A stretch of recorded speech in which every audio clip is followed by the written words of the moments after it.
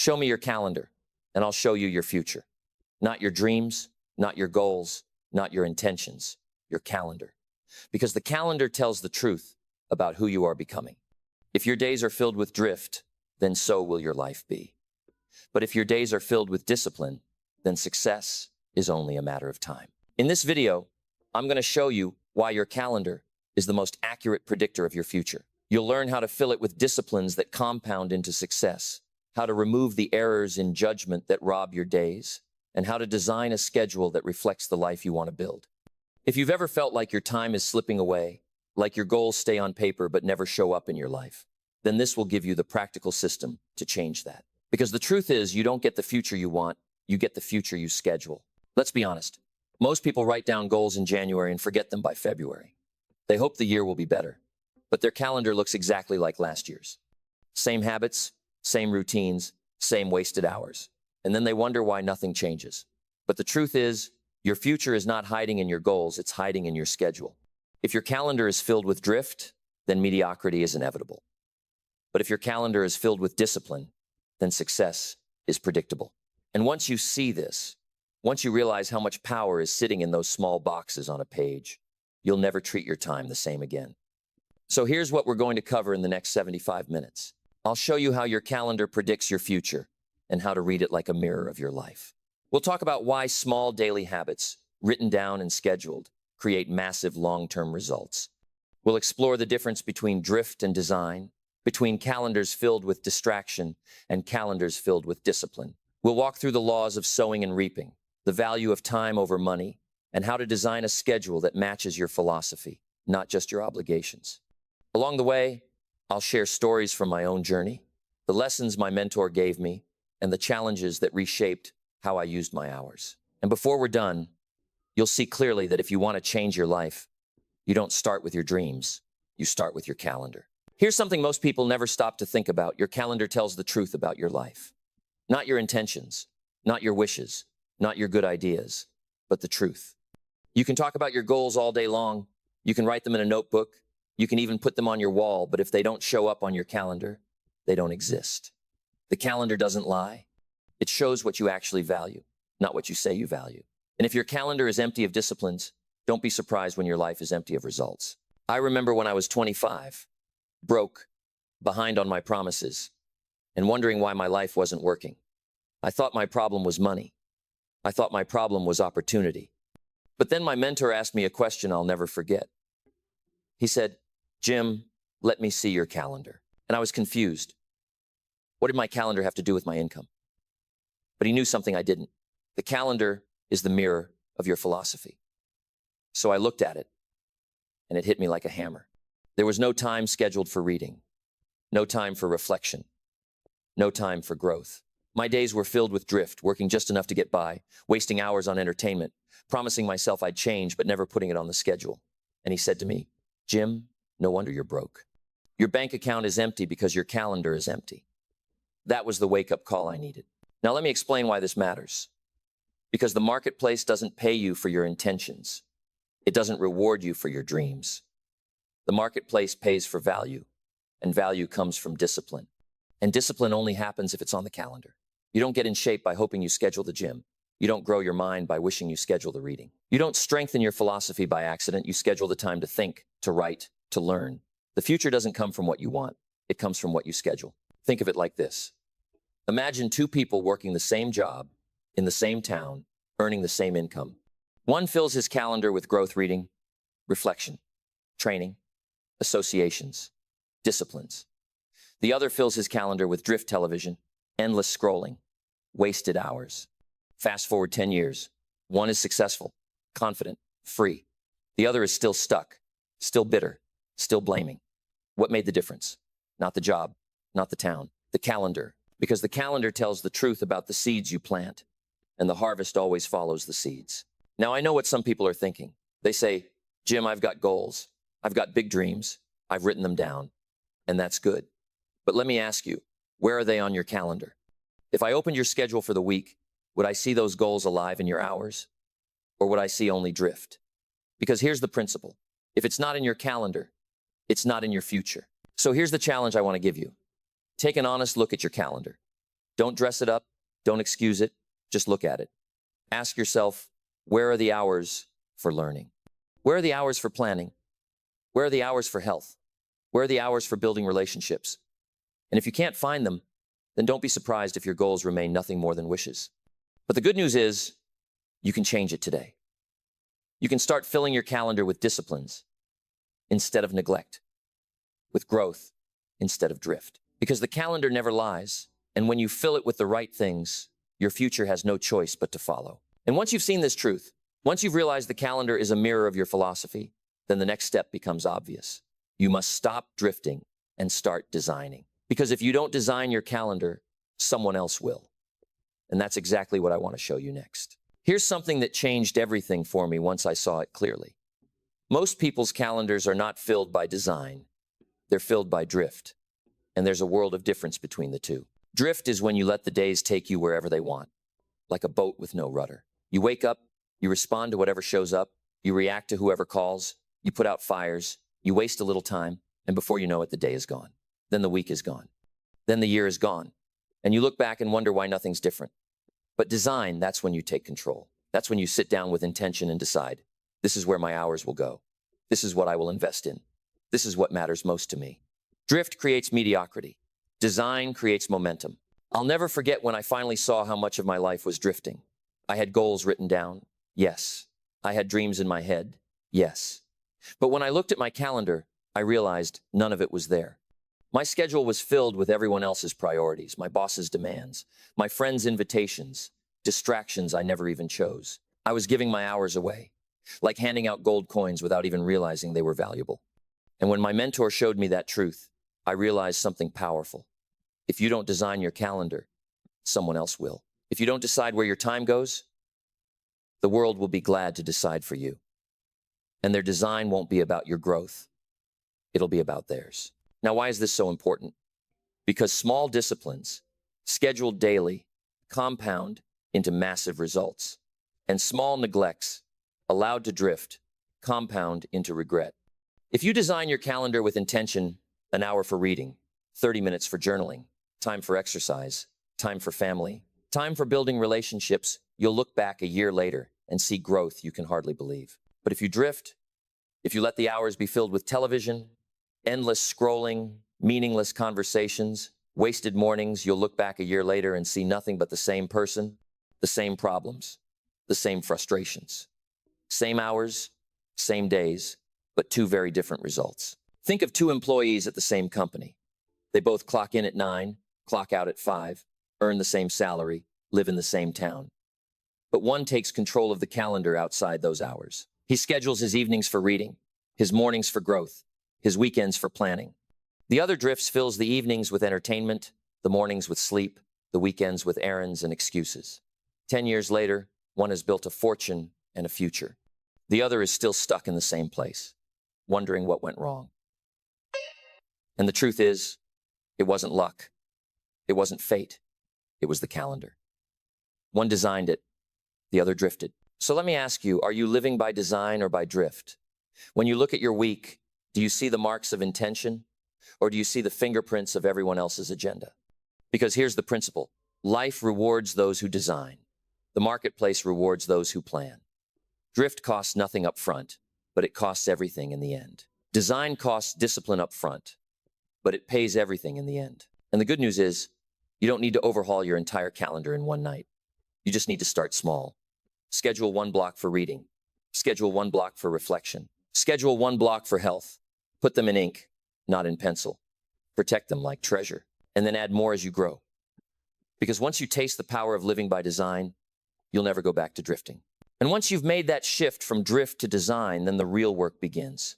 Filling the calendar not just with activity, but with growth. Because the goal is not to be busy. The goal is to be intentional. And that's what I want to show you next.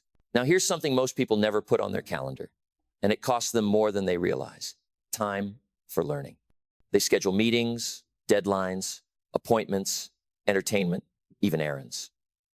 But they never schedule an hour to grow their mind. And then they wonder why life doesn't change. But let me tell you, formal education will make you a living, but self-education will make you a fortune. And self-education doesn't happen by accident. It must be on the calendar. If you don't block out time for it, the world will fill those hours with noise. That's why I say schedule learning, because your mind won't grow unless you make room for it. I'll never forget the lesson my mentor taught me when I was 25.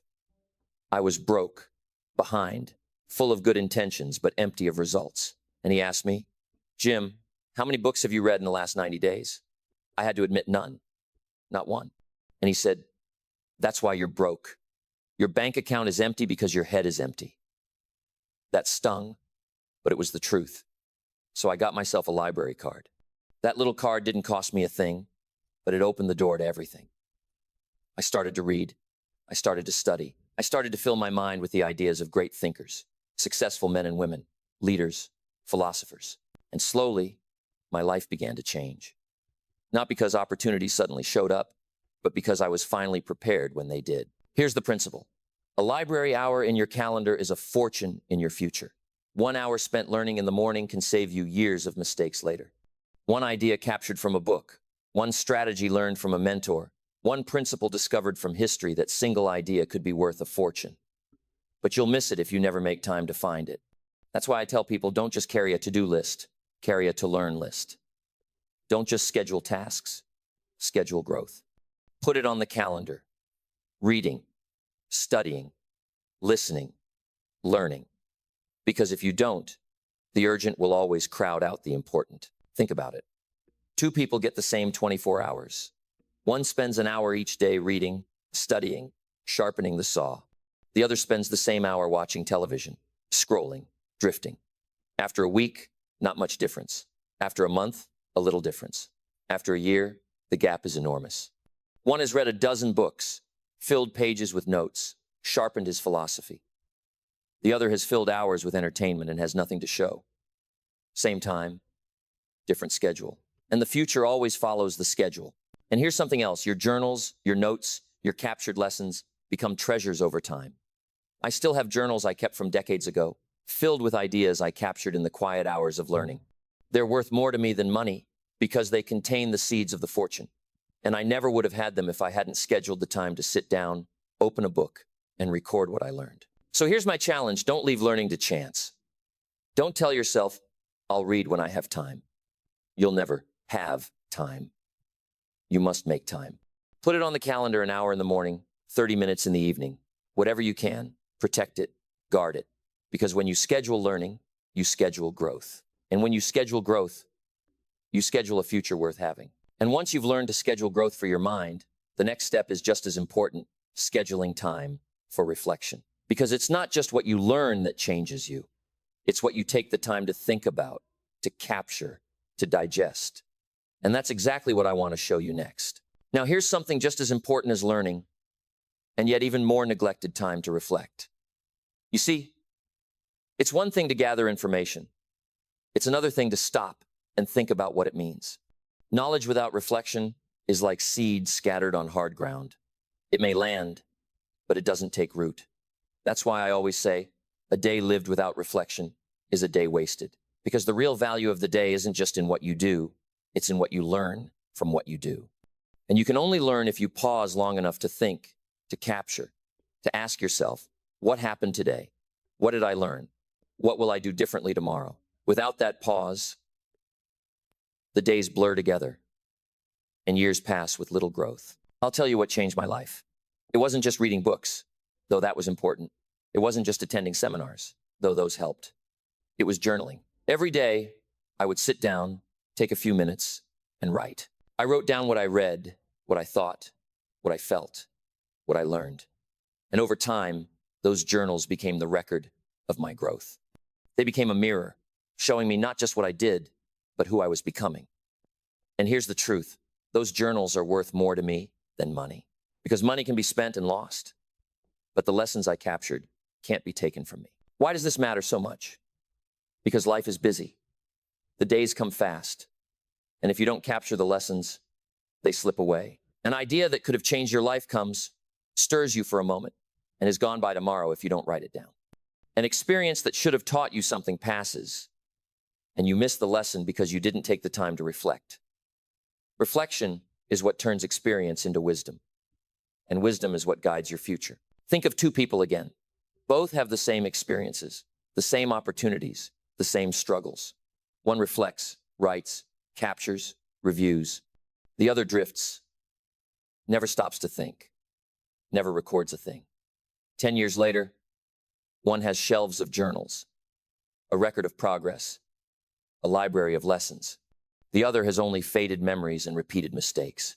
Same experiences, different calendar. Because one scheduled reflection and the other didn't. And here's something else. Reflection not only preserves lessons, it multiplies them. When you go back and read what you wrote last year, you see things you didn't notice then. You connect new ideas to old ones. You realize how much you've grown. You see proof that you're not the same person you used to be. That builds confidence. That builds momentum.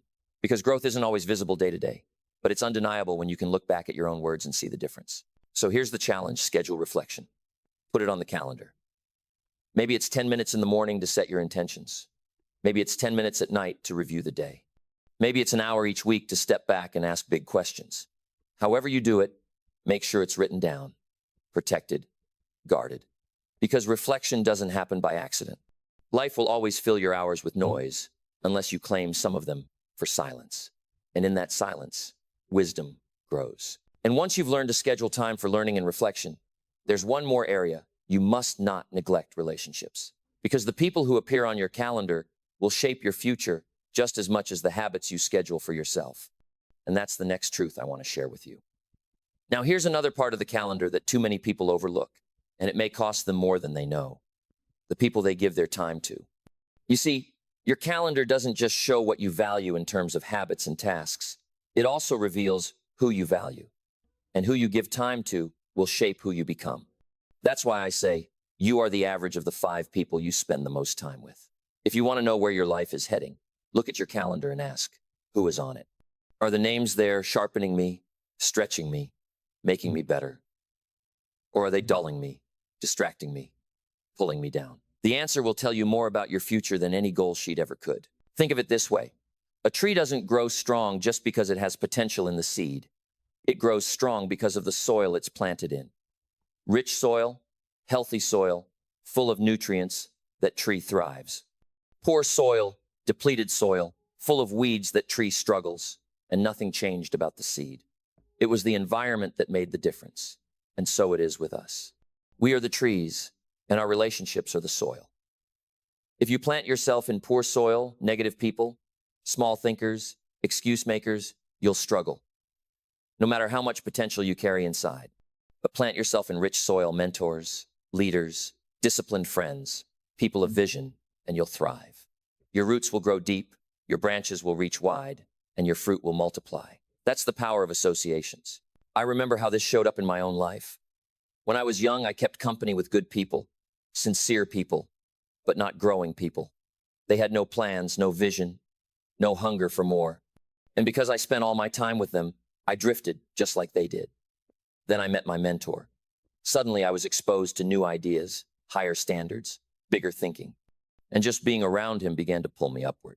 I couldn't go back to the same conversations, the same excuses, the same habits, because I had seen too much. That's the power of one relationship showing up on your calendar. It can change everything.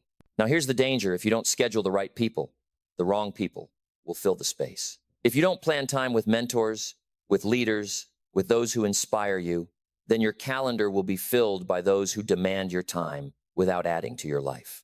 And slowly, without realizing it, you'll become like them. Because influence is subtle. It's contagious. And your calendar will always tell the truth about who's shaping you. So here's my challenge: look at your week. Who have you scheduled meals with? Who have you scheduled calls with? Who have you scheduled time with? Do those names represent your future or your past? Do they reflect your goals or your excuses? Do they sharpen your edge or dull it? Because if the wrong company is on your calendar, your future is already being written, and it's not the future you want. The good news is you can change it. You can start today by adding new names. Invite someone wiser for coffee. Schedule a call with a mentor. Block time with friends who stretch you. And just as important, remove the names that don't belong. Because your calendar is not just about protecting your time. It's about protecting your future. And nothing will shape that future more than the people you give your hours to. And once you've learned to fill your calendar not only with disciplines for yourself, but also with the right relationships, then you're ready to understand the deeper truth. The calendar is governed by laws. Laws that apply to everyone. Laws you can't escape. Laws of discipline. Laws of sowing and reaping. Laws of time. And that's where we go next. Now, let me tell you one of the greatest discoveries of my life. Success is not one big event, and failure is not one big disaster. Success is a few simple disciplines practiced every day, and failure is nothing more than a few small errors in judgment repeated every day. That's it. That's the whole story. And the tragedy is that both success and failure feel the same at the beginning. That's why so many miss it. You skip the reading one morning and nothing falls apart. You waste an hour in front of the television and nothing collapses. You neglect to plan your day and the world doesn't end. So you think, it doesn't matter. But here's the truth. It all matters. Because the calendar compounds. What you schedule and repeat becomes your life. Think of it this way. Imagine a man who decides to read 10 pages of a good book each day. 10 pages is nothing. It won't change him tomorrow. It won't even change him next week. But in a year, that's over 3,000 pages, 15 books or more. 15 books of new ideas, wisdom, strategies. His philosophy has changed. His mind has grown. His future has shifted. Now imagine another man who skips those 10 pages. He says, it doesn't matter. He spends that same time drifting, scrolling, wasting. A year later, he's no wiser, no stronger, no better. Same calendar, same hours, different choices, different futures. That's why I say your calendar is either filled with small disciplines or small errors. And the danger of errors is that they don't hurt right away. That's why people keep repeating them. If neglect burned you the first day, you'd stop. If drift destroyed you the first week, you'd quit. But neglect is silent.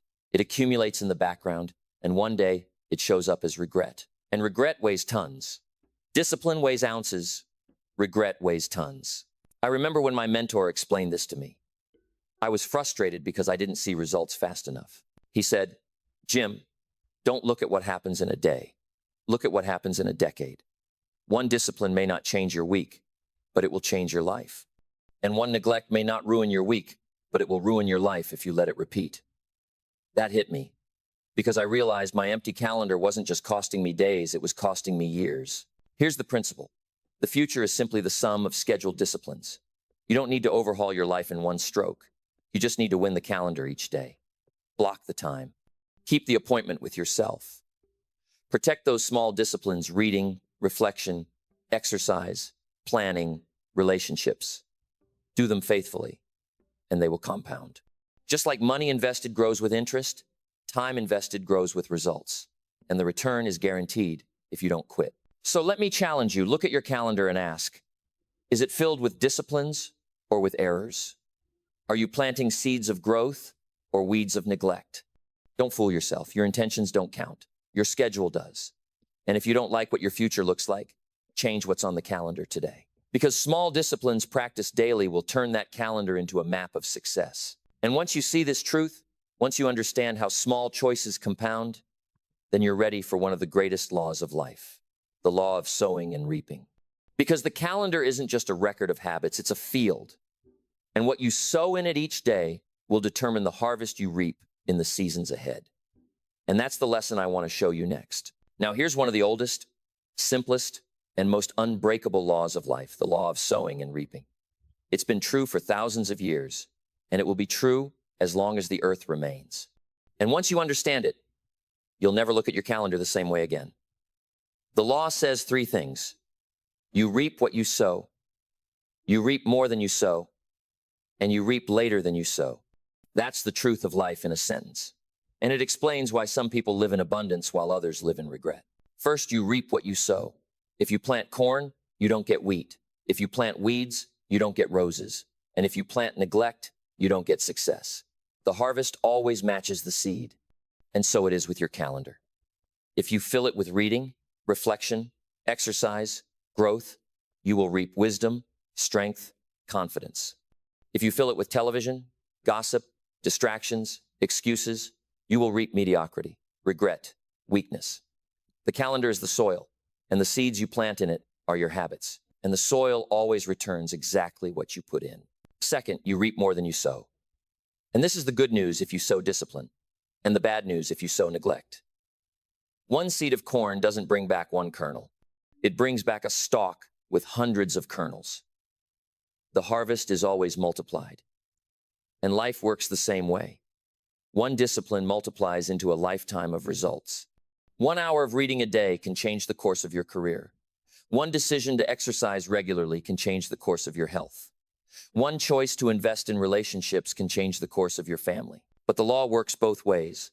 One neglect multiplies into weakness. One excuse multiplies into habits. One wasted morning multiplies into wasted years. The soil multiplies whatever you give it, good or bad. Third, you reap later than you sow. And this is why so many people quit. They plant for a week and expect to harvest in a week. They read for a month and expect their life to change in a month. They exercise for a few weeks and expect to see transformation in the mirror. But the farmer knows better. He plants in spring, he tends through summer, and he waits for fall. There's always a delay between planting and harvest. And so it is with your calendar. The disciplines you put in today won't show their full fruit tomorrow. But if you keep planting, keep watering, keep tending, the harvest will come. And when it does, it will be more than you imagined. I remember when I first caught this law in my own life. For years, I had been sowing neglect late mornings, wasted hours, excuses, drift. And when the harvest came, it wasn't what I wanted. I was broke, I was behind, I was embarrassed. And my mentor said, "Jim, don't curse the harvest, change the seed." That woke me up. I realized the harvest I didn't like was simply the natural result of the seeds I had sown. So I began to sow new ones, books, journals, exercise, planning. And in time, the harvest began to change. Not overnight, not instantly, but inevitably. So here's the challenge. Treat your calendar like a field. Every day is springtime. Every block of time is soil. And you get to decide what goes in. Will you plant seeds of discipline or seeds of neglect? Will you plant seeds of wisdom or seeds of distraction? Will you plant seeds of growth or seeds of drift? The law is fair. It multiplies whatever you give it. It doesn't play favorites. It simply gives back what you plant, more of it, later than you expect. And once you see this law in action, once you realize your calendar is nothing more than a daily planting season, then you'll understand the urgency of time itself. Because money can be regained, but lost time is gone forever. And that's the next truth we must face. Time is more valuable than money. And if you don't believe that, just wait until you run out of it. Now, let me share with you one of the most sobering truths I ever learned. Time is more valuable than money. Money, as important as it is, can always be replaced. You can lose it today and earn it back tomorrow. You can spend it foolishly and still find a way to rebuild it. But time, that's different. Once an hour is gone, it is gone forever. You can't earn it back. You can't borrow it. You can't store it up for later. You only get it once. And that's why your calendar is more important than your bank account, because your calendar is how you spend the one resource you can never replace. Think about it. People guard their money with such care. They'll check their bank balance, argue over pennies, protect every dollar. But they'll give away their hours without a second thought. They'll let distractions steal a whole evening. They'll let gossip eat up an afternoon. They'll let the television take days, weeks, months of their life. They'll get upset if someone cheats them out of $10, but they'll let the world cheat them out of 10 years. Isn't that something? We treat money like it's precious and time like it's endless. And yet the opposite is true. I remember what my mentor told me. He said, "Jim, don't just get through the day. Get from the day." And I didn't understand it at first. I thought survival was enough, making it through another 24 hours. But he showed me the difference. Anybody can get through a day. That doesn't take much. But to get from the day, to extract the lessons, to capture the value, to invest the hours in something that multiplies, that's the secret. Because if you don't get from the day, you end up with nothing but faded time behind you. But if you get from the day, you end up with wisdom, with growth, with progress. Now here's a picture for you. Imagine a bank that deposits $440 into your account every single day. But there's a catch. You must spend it all before midnight, or it disappears. No rollover, no saving. If you don't use it, you lose it. How carefully would you spend that money? How intentional would you be? Well, Life gives you that exact account, not in dollars, but in minutes. Every day, you receive 440 minutes, and at midnight, they're gone. The only question is, how did you spend them? Did you waste them, or did you invest them? Did you get through them, or did you get from them? And here's the danger: if you don't place a high value on your time, nobody else will. People will steal it, distractions will drain it, and you'll look back one day and wonder where it all went. That's why you must guard your calendar more fiercely than your wallet, because the calendar shows where your hours are going, and where your hours go, your life goes. So here's the challenge. Start treating time like the treasure it is. Look at your mornings, your afternoons, your evenings, and ask yourself, am I spending this hour, or am I investing it? Am I just getting through it, or am I getting from it? Because once you begin to see time as more valuable than money, you'll start scheduling it differently. You'll guard your mornings, you'll protect your growth, you'll stop giving away hours to things that don't matter.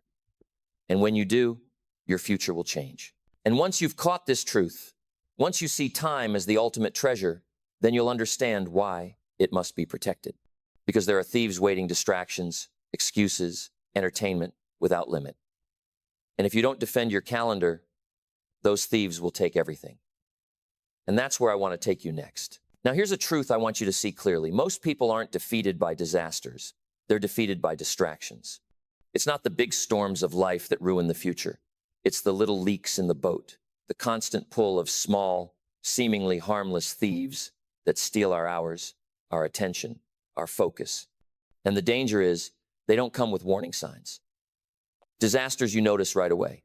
A fire, a crisis, an emergency. You know it's happening. But distractions, they slip in quietly. They ask for 5 minutes and take 5 hours. They look like comfort, but they produce regret. They look like entertainment, but they produce emptiness. And unless you eliminate them, they'll fill your calendar with drift until your whole life is gone. Think about it, entertainment without limit is one of the greatest thieves. Nothing wrong with entertainment in its place, but when it replaces education, it robs you. Hours of television, endless scrolling, gossip that goes nowhere. They eat up the blocks of your day that could have been invested in growth. And the tragedy is, people think it doesn't matter. They say, just one more episode, just one more scroll, just one more chat. But remember what we said earlier, success and failure are both accumulations. Every just one more stacks up, and soon the weeds have choked out the field. I like the farmer's analogy here. The farmer doesn't plant weeds. He doesn't schedule them. He doesn't invite them, but they show up anyway. They grow all by themselves. And if he doesn't fight them, if he doesn't eliminate them, they'll take over the whole field and steal the nutrients meant for the crops. And that's how distractions work. You don't have to invite them. Leave your calendar unguarded, and they'll rush in. And once they take root, they'll strangle your discipline. I remember seasons of my life when I let distractions rule me. I wasn't in a crisis. I wasn't in disaster, but I was drifting. Hours wasted, days wasted, and I kept telling myself it didn't matter. But when I looked back, I realized those thieves had stolen not just hours, but progress, opportunity, even confidence.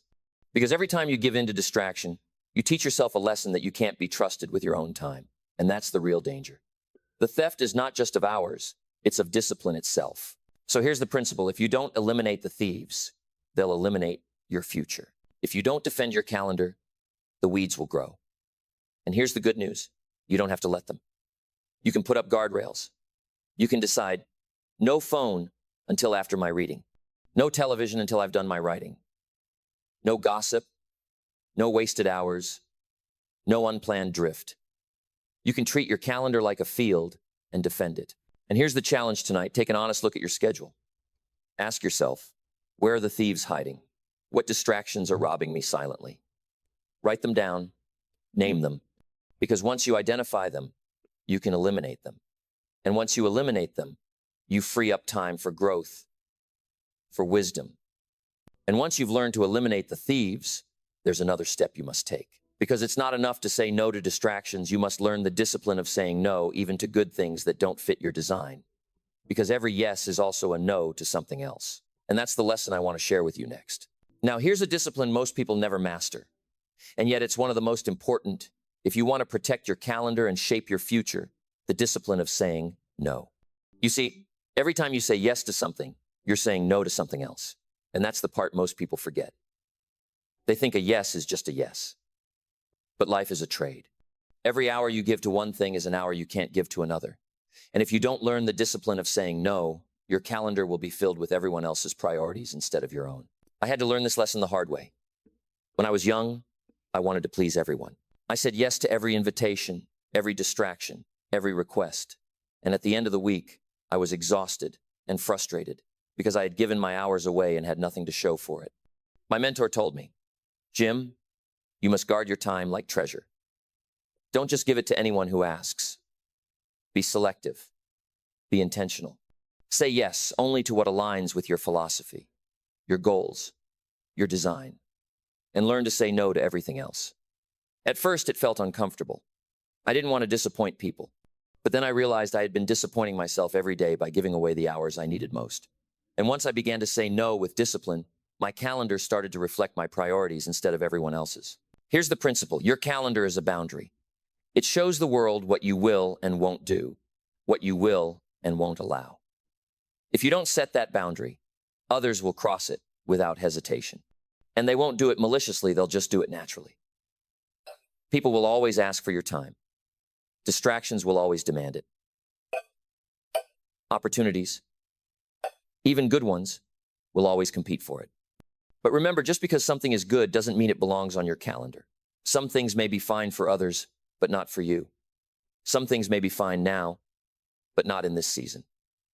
You must decide. And that decision comes down to the simple, powerful word, no. Think about the guardrails on a mountain road. They're not there to punish you. They're there to protect you. They say, don't go beyond this point, or you'll fall. And your calendar must have guardrails, blocks of time you don't negotiate, hours you don't give away, commitments you don't break. And if someone or something tries to push you beyond those guardrails, you say no, firmly, respectfully, consistently. Because every no protects a bigger yes. Every no to distraction is a yes to growth. Every no to drift is a yes to design. Every no to mediocrity is a yes to excellence. So here's the challenge. Look at your week and ask yourself, where do I need to put up guardrails? What do I need to start saying no to? It may be the endless scrolling. It may be the wasted television. It may even be good things, extra commitments, unnecessary meetings, obligations that don't serve your purpose. Don't be afraid to clear them out, because your calendar is not a dumping ground, it's a treasure map. And every yes or no is a step toward the future you're creating. And once you've learned this discipline, once you've mastered the art of saying no to what doesn't serve your purpose, then you're ready for the final step, designing a calendar that doesn't just manage your days, but predicts your success. Because when your schedule is aligned with your philosophy, then your future is no longer a mystery. It's inevitable.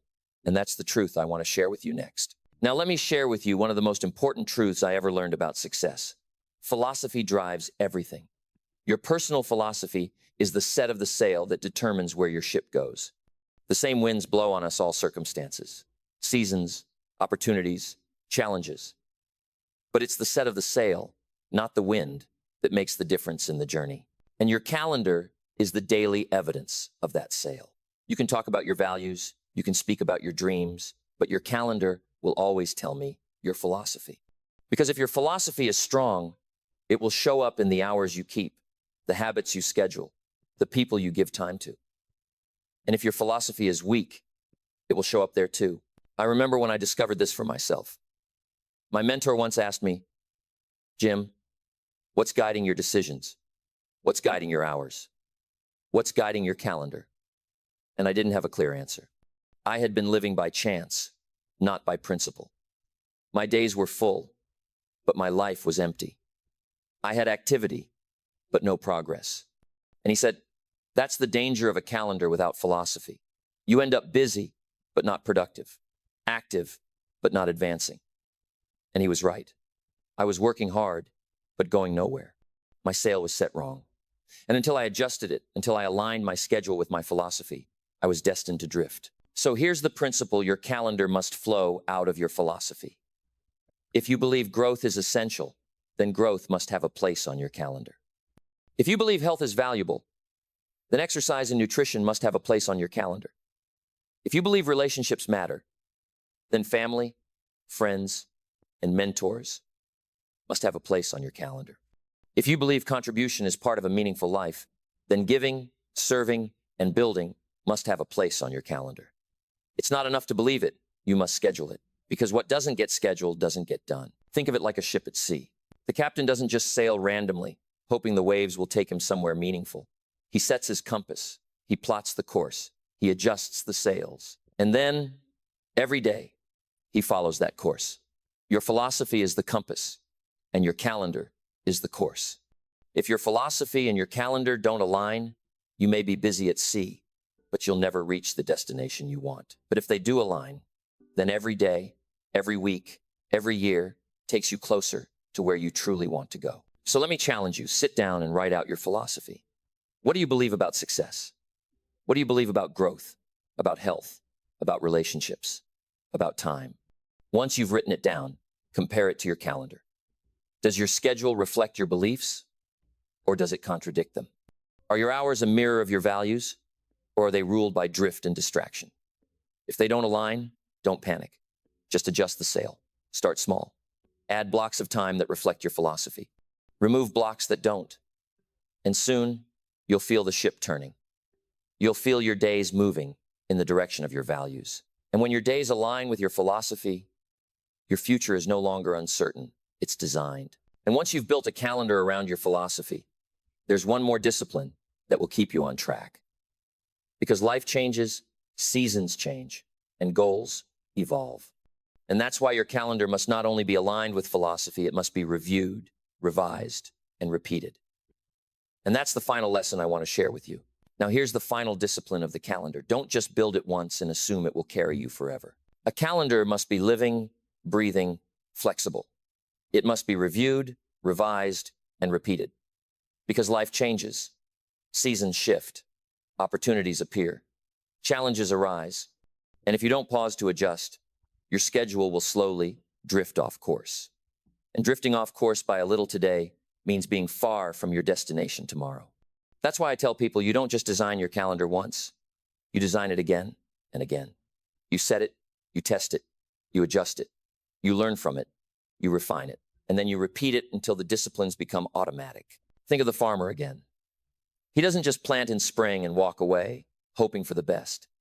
He checks the field. He watches for weeds. He adjusts for rain, for drought, for pests. Every day he looks at the crops, makes a note, changes something, keeps tending. And because he reviews, revises, and repeats, the harvest comes.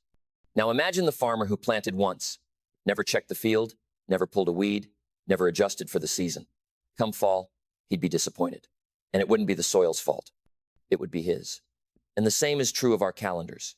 If you never review them, if you never revise them, if you never repeat the disciplines, then the harvest you want won't be there when the season comes. I remember how this showed up in my life. I would set a schedule, get excited, fill my calendar with new disciplines, and for a while, I did well. But then new challenges came. Travel got in the way. Demands shifted.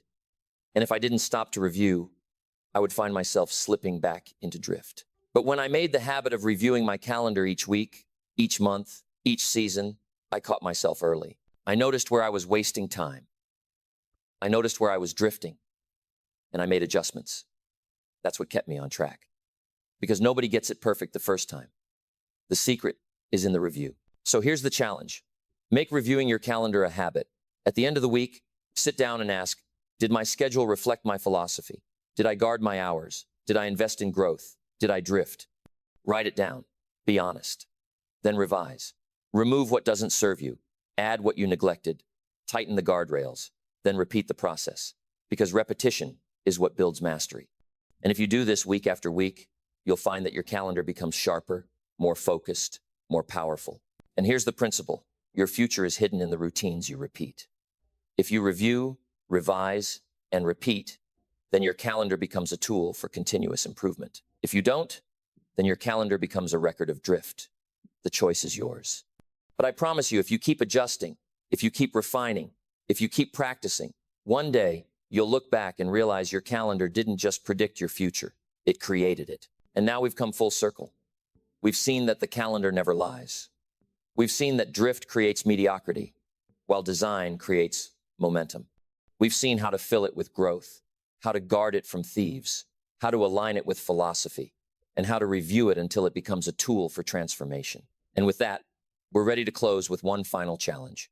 So here we are, at the end of our time together, and I want you to pause for just a moment and take in what we've covered.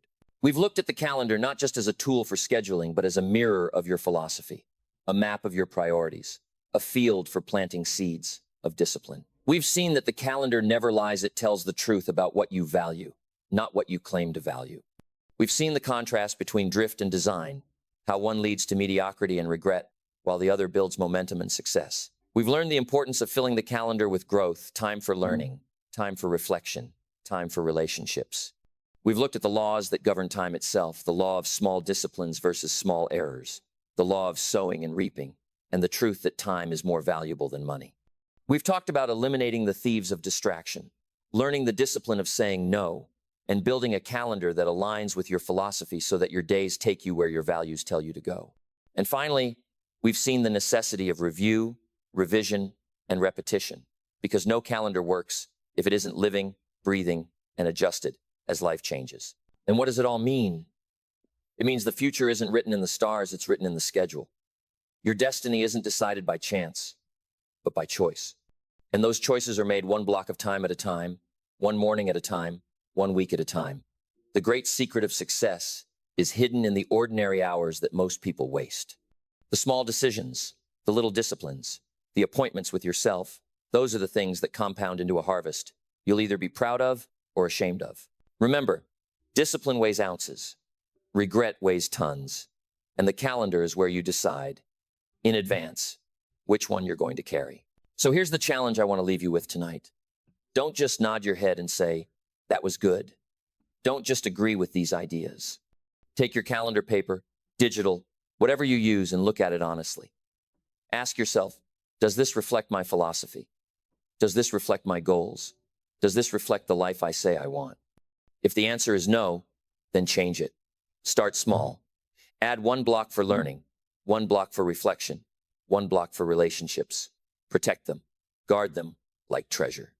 And once you've kept them for a week, keep them for a month.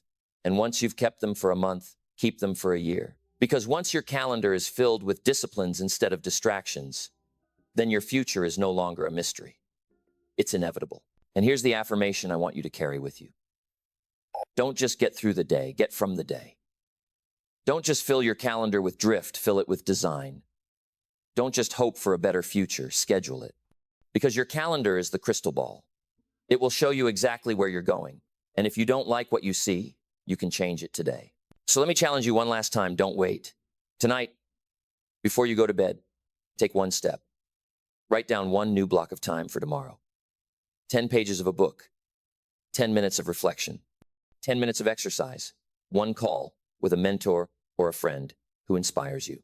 Start small, but start now. And I promise you, 1 year from today, if you keep repeating those disciplines, you'll look back and hardly recognize yourself. Because the future you want doesn't begin out there somewhere. It begins here in your calendar. And if you're ready to take this even further, if you want to know which daily habits will multiply the power of your calendar and turn it into unstoppable momentum, then click on the next video. Because habits are the engine that carry the schedule into action. And once you combine a disciplined calendar with disciplined habits, there's no limit to the harvest you can reap.